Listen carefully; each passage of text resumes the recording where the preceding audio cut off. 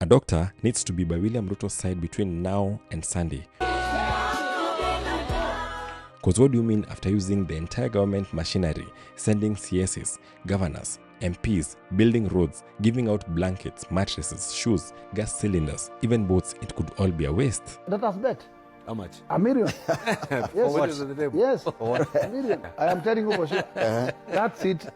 DCP has taken it. Okay. And there's no choice. That is gone. One event, one rally, a rally that could destroy everything that William Ruto has been building in Ol Kalou. You think it is impossible? Mimi hata bado weda Ol Kalou, mimi niko hapa. Lakini Medho amenyorosha, inaenda sawa sawa. And we shall get victory in Ol Kalou. Well, that is exactly what could happen this weekend in Ol Kalou. Tugathiĩ kũ kia tukinyaniria Sunday niguo tũbangĩte. William Ruto will wake up on the 17th of July to the biggest political nightmare of his presidency. Let me explain. If you love this kind of content, go ahead and like this video and subscribe. Now let's get to the video. I want us as Kenyans to abolish that nonsense called a budget reading process. It is now nonsense, it must be abolished. How can you have 10 billion being available for Ol Kalou post-budget? It was not budgeted for, it was not included in the budget, it was not read in the budget, it is now being spent in Ol Kalou. Ruto has spared nothing. We have seen roads being hurriedly constructed. We have seen development projects being launched almost daily. We've seen government officials camping in the constituency. Why do we have permanent secretaries? And why do we have ministers, or do you call them cabinet secretaries in this country? That they have stopped everything. They are not serving the rest of Kenyans. They are now based in Ol Kalou. Wametafutiwa hoteli, wanaishi huko. Wengine wanaishi Naivasha. They wake up every morning to go and serve Ol Kalou because one seat for this administration is more important than the whole republic. But that wasn't enough. The campaigns went to another level. People have reportedly received shoes, blankets, bed sheets, mattresses. Na hii serikali imechukua mattresses branded GOK. They are being given to men and women who have always slept on a mattress somehow in Ol Kalou. Shame on this administration. Shame on you 10 million times. Why are you giving people mattresses in a country where men and women are sharing hospital bed? Enda Kenyatta hapa. And perhaps the strangest one, boats.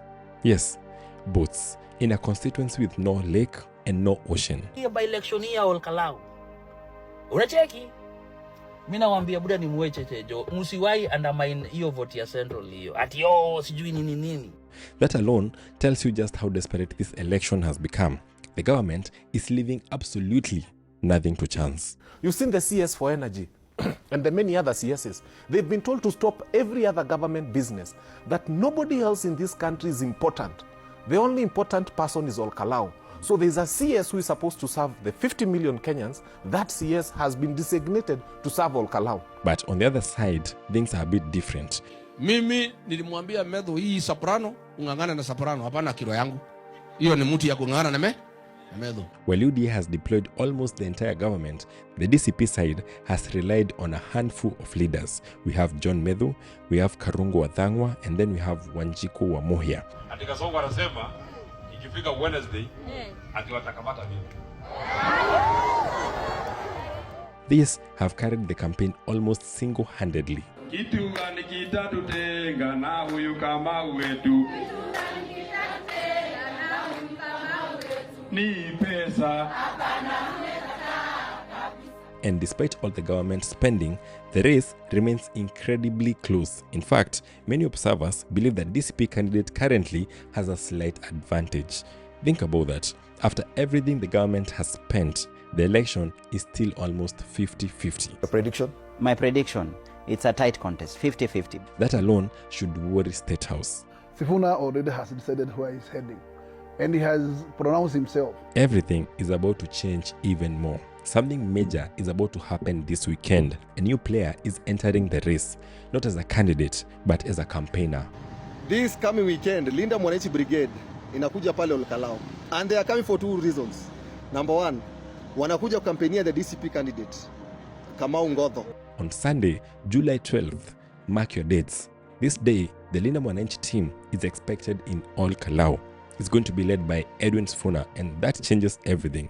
People of Nyandarua, are you ready for Linda Mwananchi rally? Sifuna has become one of the loudest voices against this government. Wherever Linda Mwananchi has held rallies, large crowds have turned up. Pale nyuma munaniona vizuri. Mimi ndio Sifuna. Their message has continued gaining momentum.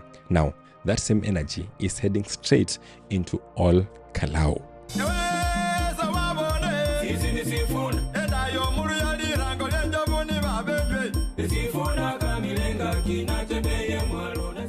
Now, I know there's someone who is wondering, why does this matter so much? Well, this isn't just another campaign stop. This could be the moment that tips the scale completely. If Sifuna publicly asks the people to support the DCP candidate, it could consolidate almost the entire anti-government vote. That is exactly what UDA has been hoping to avoid.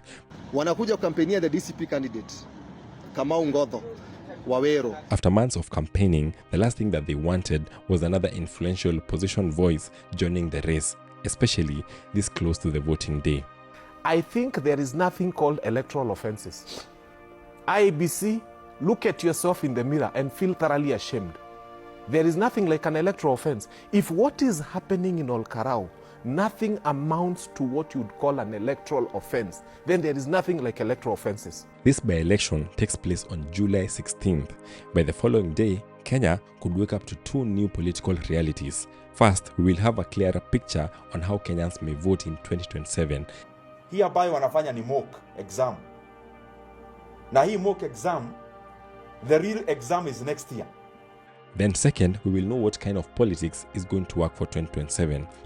The outcome of that election will determine the mode of campaign in 2027. Yesterday, we talked about money politics, whether elections are won through handouts or through ideas. Ol Kalou may finally answer that question. There is no still yet a sure bet of the winning team in Central Kenya. Mtu ajui kama unavai kiti ya MP, MCA, Governor, Senate, hauko very certain about team yako. Kitaeleweka on 17th. You see, if UDA wins, expect even more spending in 2027, more donations, more handouts, more expensive campaigns, because the lesson will be simple: money works. Tunaendelea kuona, and especially in the by-election that is happening in Ol Kalou, that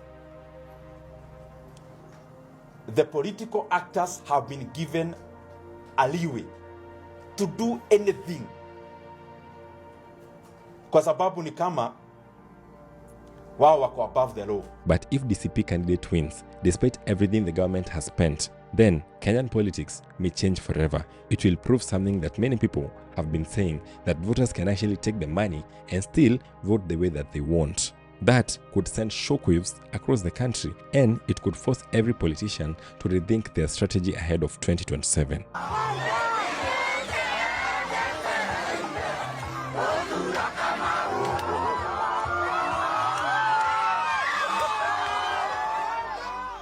And that is why this by-election matters so much. It is not just about one parliamentary seat. It's about the future of Kenyan politics. Can money still buy elections, or are voters finally breaking free? This is the question that Ol Kalou is about to answer. It is so difficult to be broke in Ol Kalou right now. In fact, if you want a loan, tafuta tu mtu mwenye anaishi Ol Kalou beste yako umwambia kupatie loan cause ile pesa inamwagwa huko. Let me tell you, for instance, this group of people walikuwa wameambiwa they will be given 2,000 shillings each to attend a certain meeting of somebody who they don't want to vote for. But walichukua hiyo 2,000.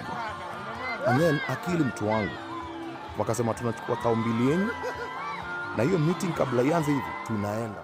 And with Edwin Sifuna now joining that campaign, the pressure on State House has only grown. Unaniona vizuri? Uko juu mnaniona vizuri? Mimi ndio Sifuna. Whether his visit changes the outcome remains to be seen, but one thing is certain: all eyes will be on Ol Kalou. Wasichana yote ya Nairobi wamehamia wapi? Sasa hiyo Ol Kalou sijui tutagana namna gani. What happens there may shape everything that follows in 2027. By the end of the Ol Kalou by-elections, you will have actually realized that your MP is worth more dead than alive. Subscribe. Wewe. Wewe.